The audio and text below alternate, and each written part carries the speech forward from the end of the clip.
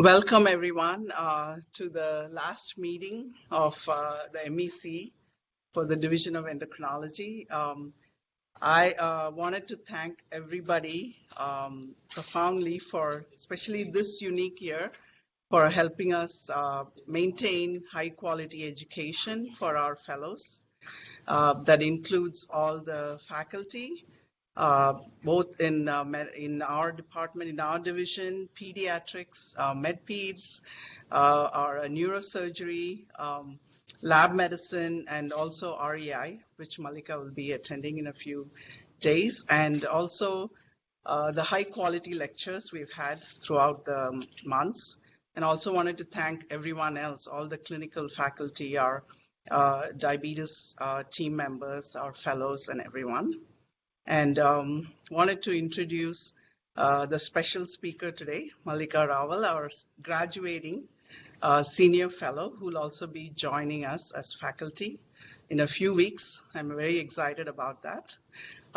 She chose to work at the VA doing the research, which I should say Dr. Winters sort of is an expert in this area, and it was his idea several or maybe 2 or 3 years ago when he gave his talk on hemochromatosis.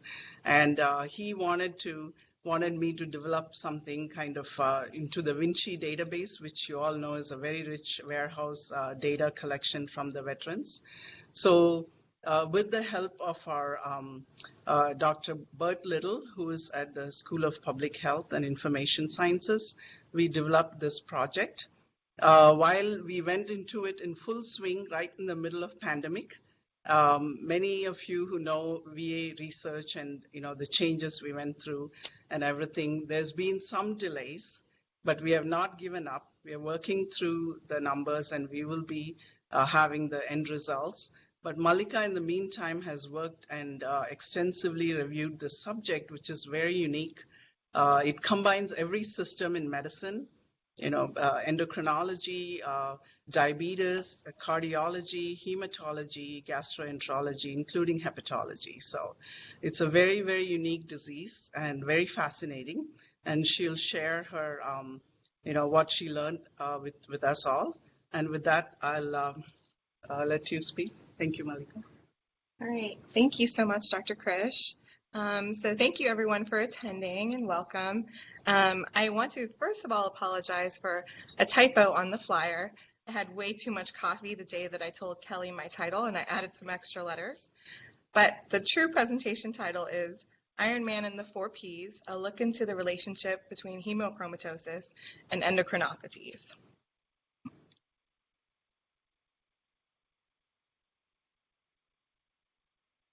So I have no conflict of interest. And today's objectives, I'd like to briefly review the etiology and epidemiology of hereditary hemochromatosis, which I'll refer to during this talk as HH, and then go into a little bit of the iron metabolism in the body. If you're anything like me, this is a topic that I have to keep coming back to and refreshing in my mind. So we'll talk about some of the key players in distributing iron throughout the body. We'll talk about the common complications of HH and specifically the endocrinopathies associated with it. And then getting a little into the research I'm doing with Dr. Krishnasamy at the VA, we'll discuss appropriate screening for HH. So what is hemochromatosis? As Dr. Krishnasamy alluded to, this is a multi-system disorder, and it's characterized by abnormal iron handling and iron deposition in body tissues. It affects men greater than women, and this is believed to be because women have menstrual cycles and have monthly loss of blood, so the iron overload doesn't affect them quite the same way. And the prevalence in the U.S. white population is about 1 in 200, and globally in the white population, it's 1 in every 300 to 500. And it can be classified as either primary hemochromatosis or secondary. And for the purpose of this talk, I'll talk more about primary, but secondary is caused by anything that's going to cause iron overload in the body. So this could be excessive amounts of dietary iron intake, or it could be in patients that have frequent blood transfusions for hemoglobinopathies such as thalassemia, etc. Primary HH most commonly is caused by autosomal autosomal recessive mutations. The most common mutation is in the HFE, high iron gene, and it involves a single base substitution at position 282 on chromosome 6. The end result of this being a defective HFE protein and decreased hepcidin production. Another common mutation is a mutation in the transferrin receptor 2 gene, and we'll talk more about that. So this table summarizes the different types of HH. Type 1 that we talked about is the HFE gene mutation, and it is autosomal recessive in inheritance. And usually the onset in both type 1 and type 3 with the transferrin receptor 2 are going to involve changes later on in life. So in the 4th and 5th decade is when you'll start to see symptoms and signs of the iron overload. Conversely, another autosomal recessive form is type 2, which can be type 2A or B. And these forms are juvenile, meaning the onset is going to be very early in age. And more commonly, these patients with juvenile HH are going to exhibit the endocrinopathies and also cardiomyopathy, often in their 20s and 30s. And they're both very severe forms of disease. Finally, there's one autosomal dominant form, which is Ferroportin disease type 4. It's usually mild in severity, and not much is known about it. So going back to the title, the consequences of HH, I like to think of the 4 Ps. So Ps for primary hemochromatosis. Firstly, parenchymal. You're going to see iron deposits throughout the body in the parenchyma, in the myocardium, which is going to lead to cardiomyopathy and possibly arrhythmias, in the thyroid gland, and in the synovium, which leads to the classic arthropathies that you can see with hemochromatosis. The second P is for my favorite organ, pancreas, and we're going to talk about that in detail. Thirdly, pituitary, and there is iron deposition in the pituitary gland, but we'll talk about exactly what hormonal consequences that has on the body. Lastly, poor liver. So end-stage hemochromatosis is going to result in fibrosis and cirrhosis of the liver, and there's also an increased incidence in hepatocellular carcinoma in these patients as well. So let's get down to the nitty-gritty of iron. So a couple definitions of the players in iron homeostasis. Firstly, transferrin. So this is a glycoprotein, and it binds the iron and transports it from cells to tissues through the bloodstream. Ferroportin is a transmembrane protein which functions to export iron from hepatocytes, adipocytes, enterocytes, and macrophages into the plasma so it can be delivered to body tissues. Hepcidin is a hormone that is produced by the liver, and it's going to actually bind to the ferroportin channel to inhibit it from allowing iron to escape from those cells. So its job is to reduce serum iron concentration. In the enterocyte, that looks like reducing dietary iron absorption. And in the reticuloendothelial system, it's going to sequester iron within the macrophages so that the serum iron concentrations are low or normal. Finally, another player is DMT1, which stands for divalent metal transporter 1. It's also known as DCT1 or NRAMP2. And this is a channel that sits at the apical membrane of enterocytes and allows us to absorb dietary iron into enterocytes.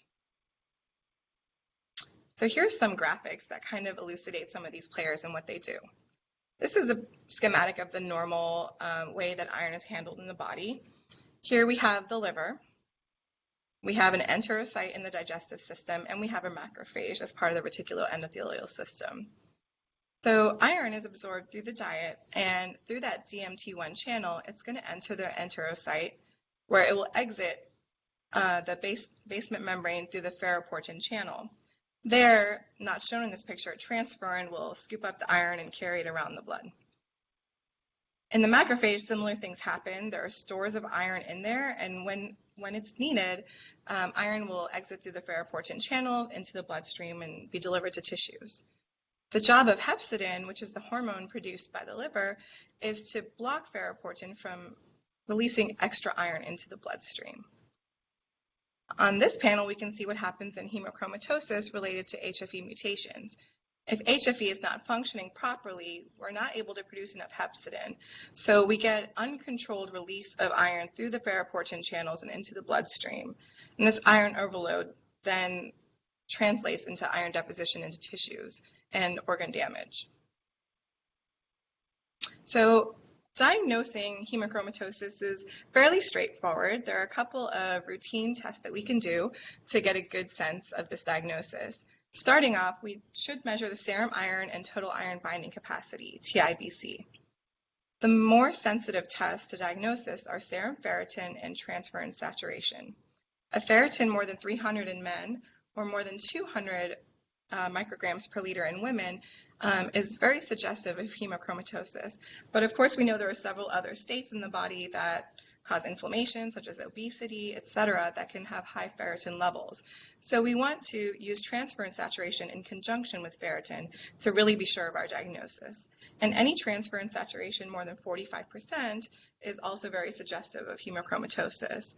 As we go through the talk, we're going to see examples of patients, and you'll see that ferritin values are way more than 300 and 200 micrograms per liter in patients with hereditary hemochromatosis. So it's not going to be a hard thing to call. There are also genes that we could test for, such as the HFE gene and those other genes that we saw in that table earlier to confirm our diagnosis. This is especially important if we are testing someone who has a family member with HH and we wanted to see if they're at increased risk of this. And then as far as confirmatory diagnosis, liver biopsy used to be a standard, but now with the advances in radiology, a T2 weighted MRI has replaced liver biopsy. Here's an example of a T2 and T1 weighted MRI in someone with hemochromatosis. The top two panels are T2 weighted, the bottom two are T1 weighted, and these are sagittal sections through the abdominal cavity. Here we can see the liver is enlarged in both the T2 and T1 in this patient with HH. And the pathognomonic thing on the T2 and T1 weighted MRI is decreased signal intensity compared to surrounding organs and parenchyma. So we could see that here and here. And that's showing iron deposition. If we were to do a liver biopsy, we'd see the classical blue iron deposits throughout the structure of the liver. So HH is very commonly associated with diabetes mellitus, the so-called bronze diabetes. And this is the first endocrinopathy we're really going to delve into. Patients with HH more commonly present phenotypically as type 2 diabetes, more so than type 3 CDM. And the prevalence in earlier studies was estimated to be very high. 40 to 63% of patients with HH were found to have diabetes, whether type 2 or type 3C. More recently, because of the advent of gene testing and earlier diagnosis, higher index of suspicion for HH, the incidence has decreased to 13 to 23%. So it looks like we're doing a good job there. The mechanisms are a little bit more complicated. Firstly, beta cell damage. So iron deposition throughout the body. It's going to also deposit in the pancreas, causing apoptosis of the islet cells and impaired insulin secretory capacity. At the same time, though, these patients with HH and diabetes also have increased insulin sensitivity. So we'll talk a little bit about how that works on the next slide. Another proposed mechanism is insulin resistance because of the liver damage. And it is true that diabetes in patients with HH is a late finding. So usually they've already had iron overload for some period of time and some element of fibrosis or cirrhosis before the diabetes presents itself. Finally, it has been shown in several studies that the risk of developing DM in these patients is increased by obesity and genetic predisposition for DM, as with the general population. So the adiponectin hypothesis explains why these patients that have reduced insulin secretion are still more sensitive to insulin. And adiponectin, as we recall, is a hormone that's released from adipocytes and also from the placenta. It has multiple roles, but mainly it functions in insulin sensitivity and increased glucose uptake. Iron is known to negatively regulate transcription of adiponectin. So we would think if there's iron overload, shouldn't there be less adiponectin and less insulin sensitivity, right? Unfortunately, it doesn't work that way. So I'm trying to make a schematic to work out how this happens. So adiponectin and hepcidin, if we remember, is the one that prevents too much iron from being released in the blood. They're inversely related. In HH, these patients have high adiponectin levels to begin with.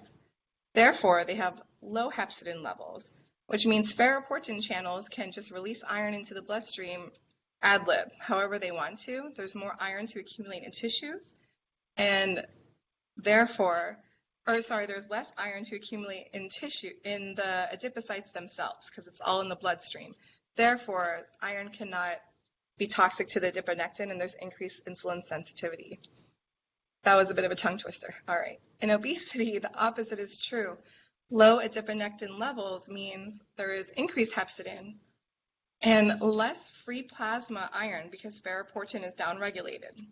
Iron, therefore, is going to stay in the macrophages, it's going to stay in the adipocytes, it's going to stay in the enterocyte, and there it has the ability to be toxic to adiponectin production. So there's decreased insulin sensitivity. How do obesity and genetic predisposition play a role? So in a study in 2014 by Barton and colleagues, they looked at 159 homozygotes for the C282Y mutation. And so they had type 1 classic HH. Of these patients, 23 of them had diabetes, which is about 14.5%, which fits with our earlier estimates of the prevalence. Of those 23, 19 were men, and they all presented as type 2 DM phenotype. In their study, they found that the mean BMI was significantly greater in those probands that had diabetes versus those that did not, so an average BMI of almost 32 versus almost 28. They also found that more of these patients had reports of a first-degree family member with diabetes, almost 70% versus 18%. Interestingly, dad cannot be blamed for this because the relationship of dad having diabetes to the patient having diabetes was non-significant. But those patients with HH and DM that had a mom with diabetes was 7 times more likely. Whereas if they had a sibling with diabetes, they were almost 12 times more likely to have diabetes themselves, which is very interesting. When they accounted for other factors, so they looked at heavy alcohol consumption, smoking, the level of their transaminases, whether they had NASH, other causes of cirrhosis, all of these things they standardized for, and familial history and BMI were still significant, and they predicted increased risk of developing diabetes. In this chart, we talk a little bit about the insulin resistance in patients with HH. This study looked specifically at type 2, the juvenile HH, and they had 26 patients in the study, but they wanted to compare it to 93 patients with the classic HH and 11 patients with the transferrin receptor mutation. They found that patients with type 2 juvenile HH were 58% of these patients had reduced glucose tolerance when doing an oral glucose tolerance test. And there was also a significant amount in the classical type 1 that had reduced glucose tolerance, almost 27%. So this shows that there is significant insulin resistance in these patients. I think the percentage is so much higher in the type 2 group because, as we remember, they develop signs of iron overload much earlier in their life. And so diabetes being a later complication of HH, it would be more prevalent or be found more often in this group. Another study in 2006 also looked at oral glucose tolerance test results in HH patients, which are the black bars, versus control or non-diabetic patients, non-HH patients rather, in the open bars. And they had a 2-to-1 concentration of subjects, so more patients with HH than control.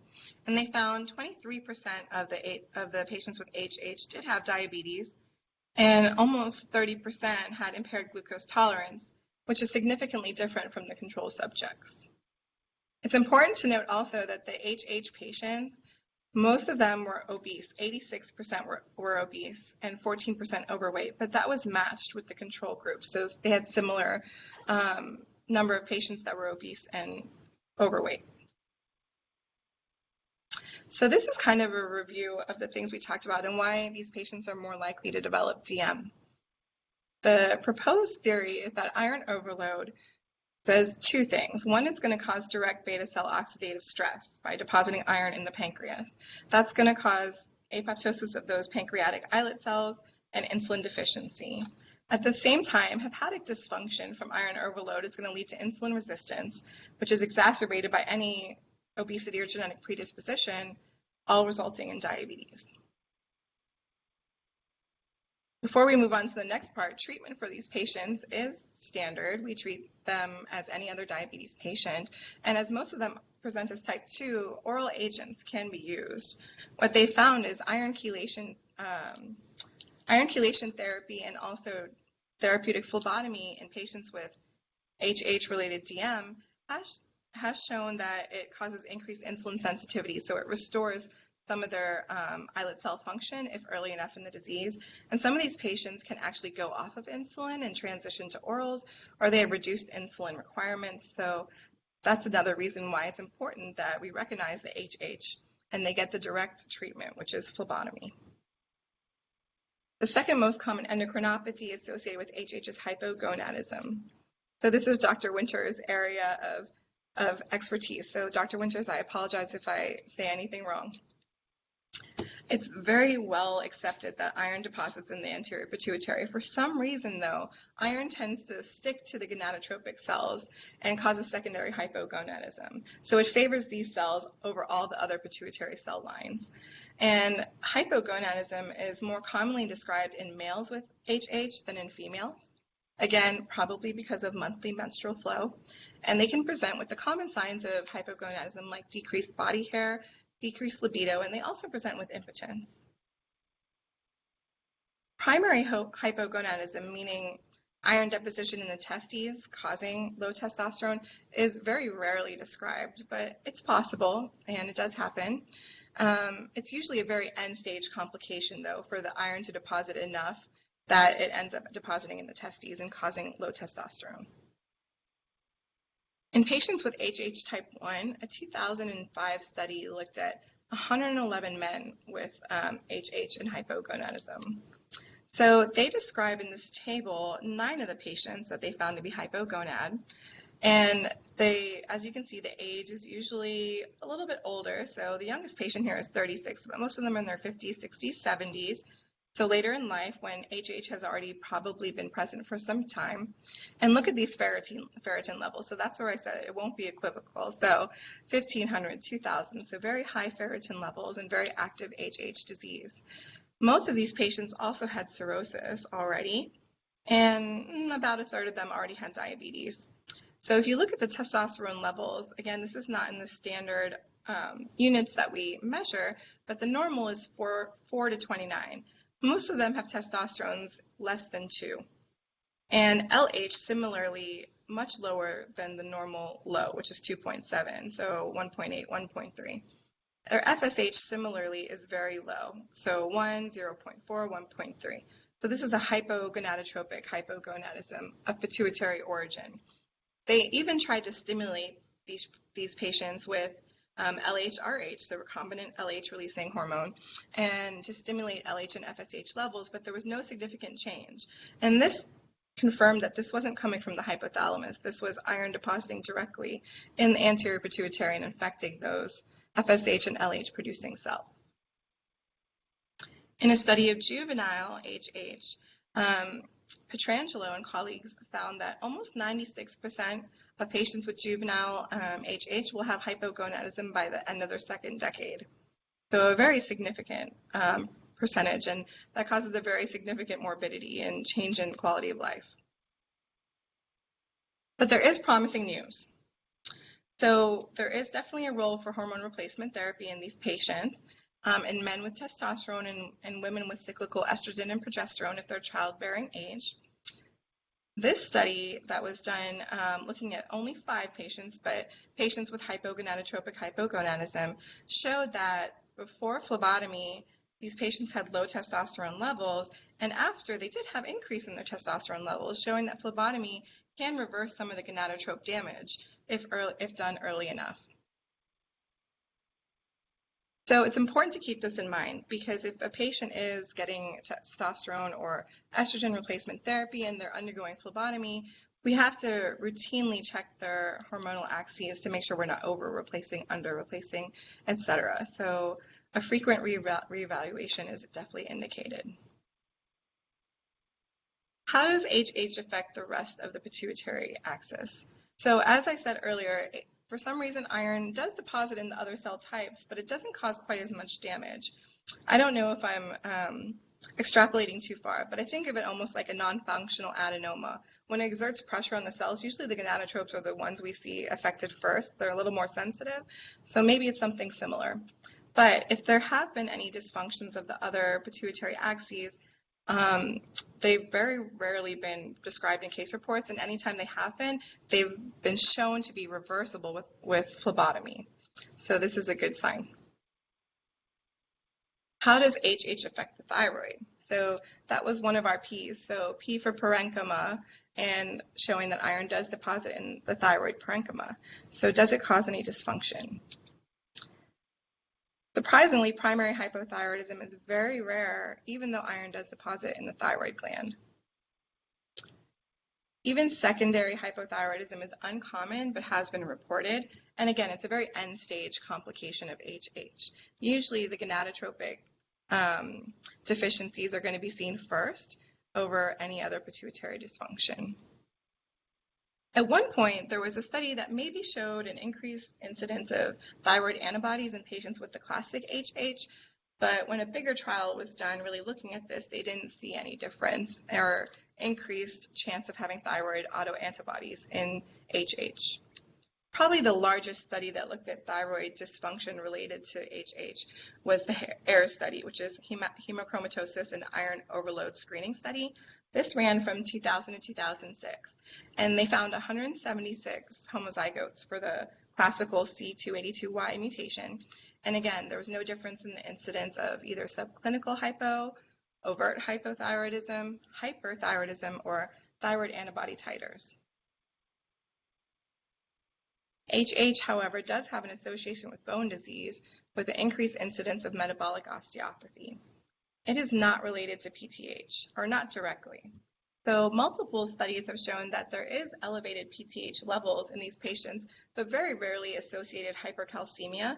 So there is not believed to be a link between HH and primary hyperparathyroidism.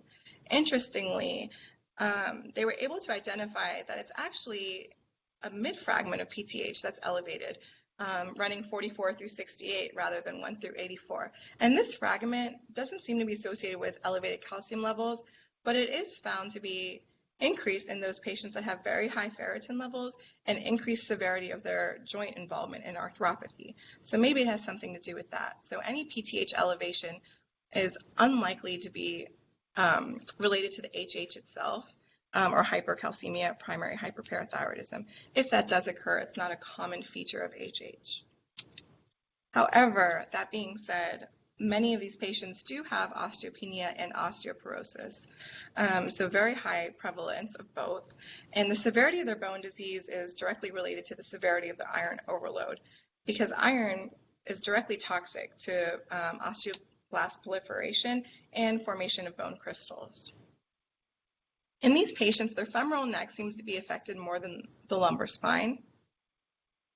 And this bone disease is independent of whether they have concomitant hypogonadism or cirrhosis or vitamin D deficiency. So it's its own direct effect of iron on bone structure and bone formation. There is no association between HH and adrenal dysfunction. Interestingly, the preferred zone of iron deposition in the adrenal gland is the zona glomerulosa, but there haven't been any reports, at least yet, of mineralocorticoid deficiency in these patients, and only case reports have described any kind of adrenal insufficiency in HH. So how do we treat this disease? As I've alluded to, the best treatment is phlebotomy, and it's also called venesection. And the way that this works is it enhances erythropoiesis and allows for removal of iron from the liver. On average, it's estimated that ferritin will decrease by only 30 micrograms per liter for every 500 cc's of blood removed. So since most patients with type 1 HH have more than 4 grams of iron in their body, that means they have to get 15 phlebotomies just to completely deplete their iron stores and come back to normal. So it's not an easy treatment to undergo, but it's very effective. And as we said before, there could be some improvement in hypogonadism and diabetes, but it very rarely cures or reverses diabetes. very rarely reverses completely hypogonadism, and it unfortunately will not change any prevalence of cirrhosis or arthropathy in these patients. They may see some improvement in their energy levels and some removal of the skin pigmentation, or their so-called bronze coloring of bronze diabetes. There's also treatment with iron chelation, but it's much less effective and very toxic. Multiple side effects of this treatment. And the most common agent used is deferoxamine. And the way it works is it allows removal of iron by increasing urinary excretion of iron. So how should we evaluate patients with HH as an endocrinologist? The things that are suggested to study based on the known endocrine disorders with HH are measures of glucose metabolism, so monitoring A1C and if they have electrolytes and renal function checked, looking at their fasting glucose values, and even checking insulin levels. We should also evaluate the pituitary axis with focus on the gonadal axis, so checking testosterone, LH-FSH in a man and estradiol in a woman. And then also paying attention to their bone health, getting a baseline DEXA and repeating it as indicated, checking vitamin D, PTH, calcium, and alk phos levels. So this brings us to our research proposal. And our study is called The Prevalence of Hemochromatosis in Male Veterans with Type 2 Diabetes and Hypogonadism. So in the VA, we very commonly, maybe we have 10 clinic patients, at least 8 or 9 are going to have type 2 diabetes, and probably half of them will have hypogonadism. So we see these very often.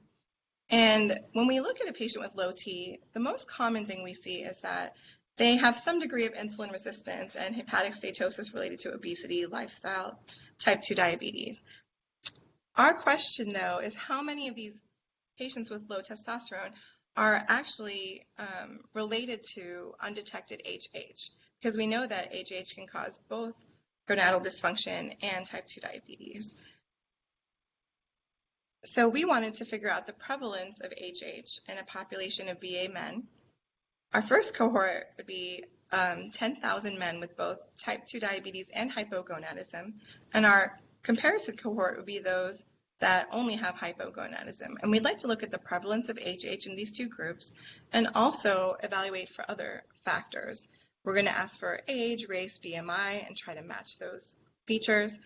And then we'll look at certain lab indices to compare the severity of disease in these patients, etc.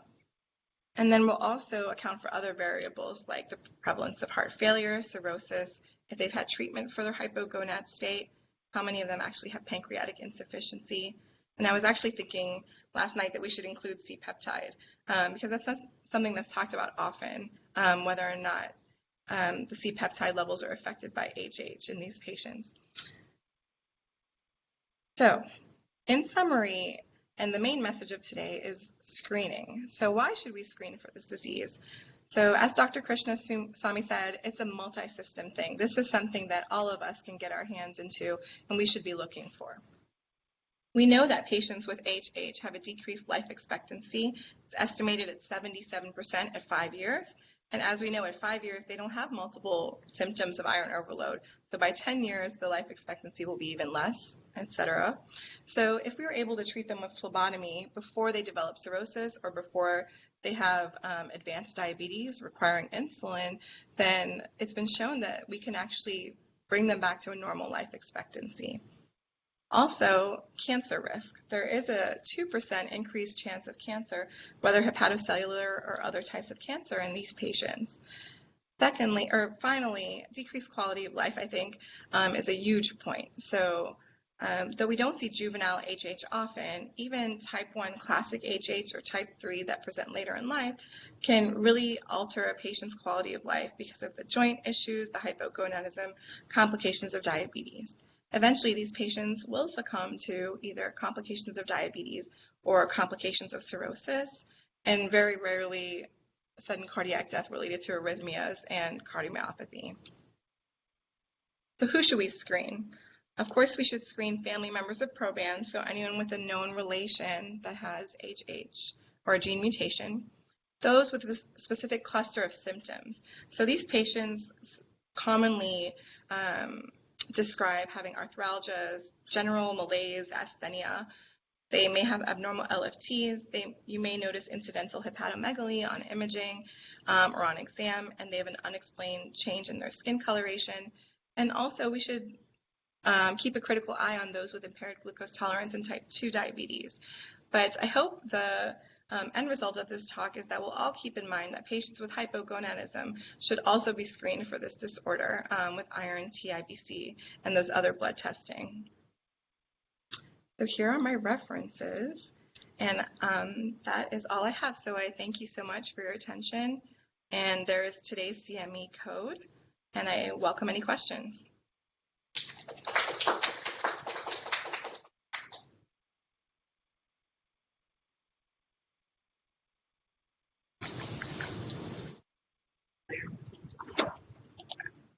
Yeah, I think I can probably keep the CME code up, right? Or, okay. Yeah. All right. None yet. Dr. Winters? Ma'am. So why are gonadotropes the most likely to be affected? Well, I don't know. I suspected that it has to do with those transporters that you were talking about. And even though you can see the iron in the pituitary, it has to get inside the cell to do any damage. So we were trying to use some different cell lines to show that if you change the iron in the cell culture media, that it entered the gonadotropes more preferentially than it did the other cells. And we had preliminary data to show that. But then what you had to do was separate all the individual cells and quantitate those different transporters that you were talking about. And that was technically challenging because you had to pick apart individual cells from a culture that had a whole mixture of cells, and you had to get enough of them to be able to do PCR. So at the time, we ran into a technical roadblock, and Pat Moore was doing the work, and for some reason we got misdirected in other regions, and we never made progress. I don't think it's like when you related it to that pituitary tumors have low testosterone. The reason for that is most of the reason for low testosterone in pituitary tumors is that most pituitary tumors are prolactinomas. True. So there's already decreased application LH. GnRH, and thereby lower testosterone. So I think there's a lot more to it, the mechanism. Well, it's figuring out a mechanism. But you pointed out how beautifully this is hemochromatosis is an endocrine disorder with communication between and the GI tract, and how the GI tract then tells the liver and the control hepcidin by ferroportin and the control by HFE, and also there's an effect of testosterone.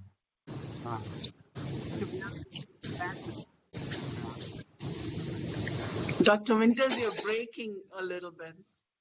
Can you repeat the last part? We can't hear you. I think it's just a fascinating endocrinopathy because it shows communication between the liver and the GI tract, and then the liver senses the amount of iron as well. So there's a feedback, just like there is between the hypothalamus and pituitary and thyroid.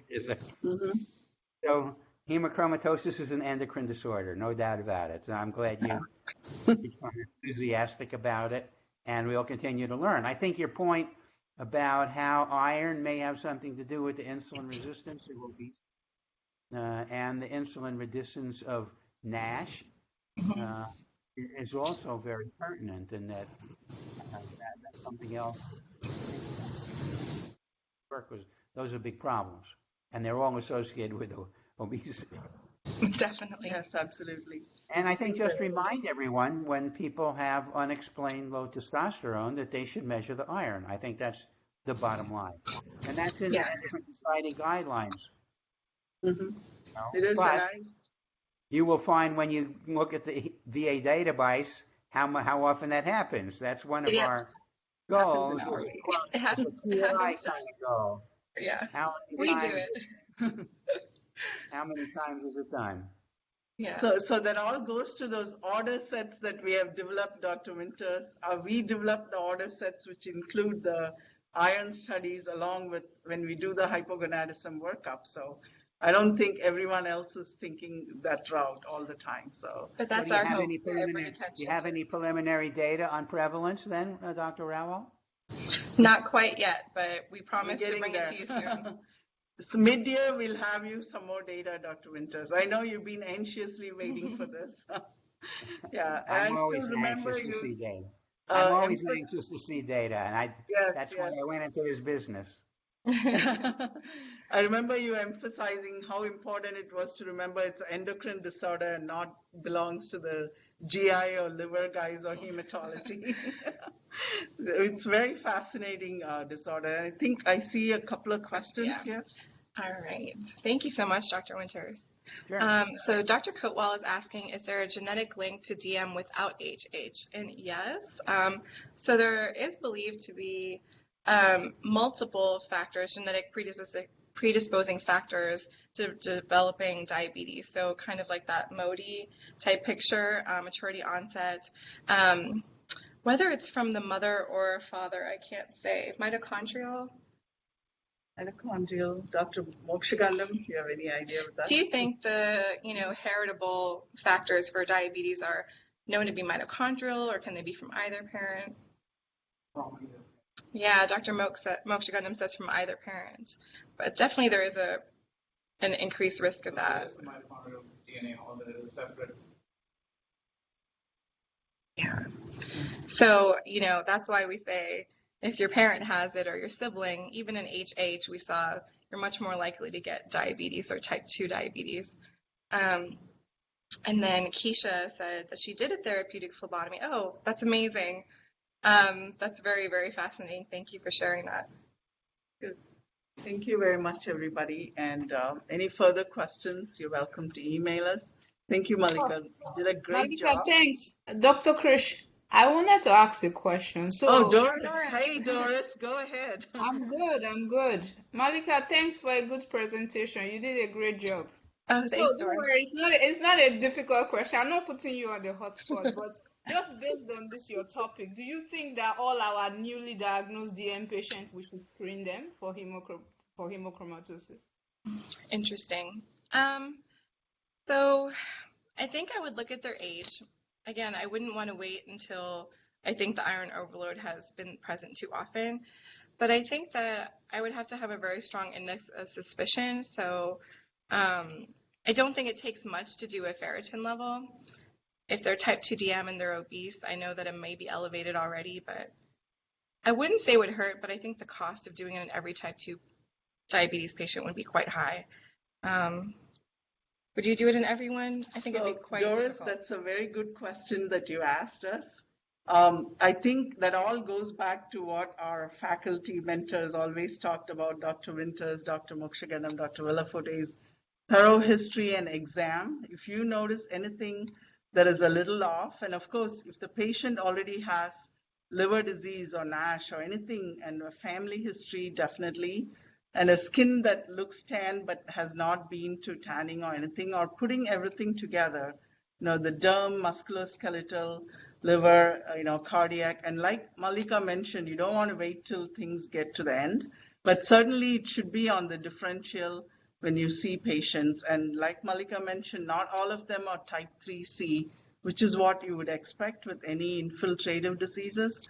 Here it's more like a type 2 kind of presentation with insulin resistance. So certainly it should be on the list of things to look at.